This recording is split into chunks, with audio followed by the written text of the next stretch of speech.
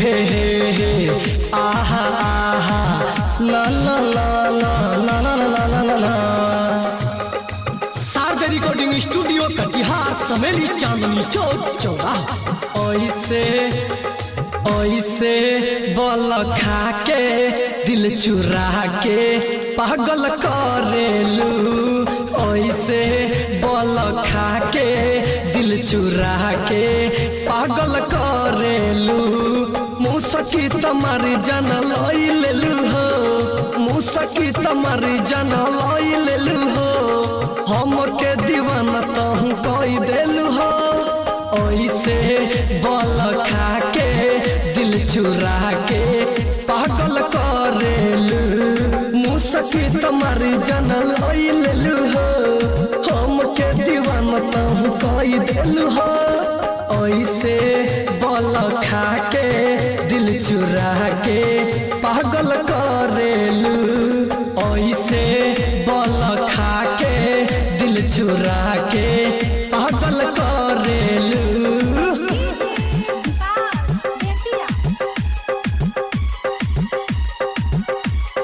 तब मिल के दूधवा के छलियर बादाम लागेलू।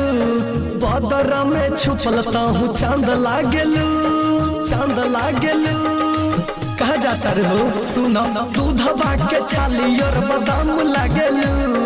बदरा में छुपल तहु चांद लागेलू। काहे तू छुप के ये दीवाना के सतावेलू। मुसकी तमारी जान लई लेलू हो। हम के दीवाना तहु कई देलू हो। ऐसे बल खा के दिल चुरा के पागल करेलू। ऐसे बल खा के दिल चुरा के पागल करेलू।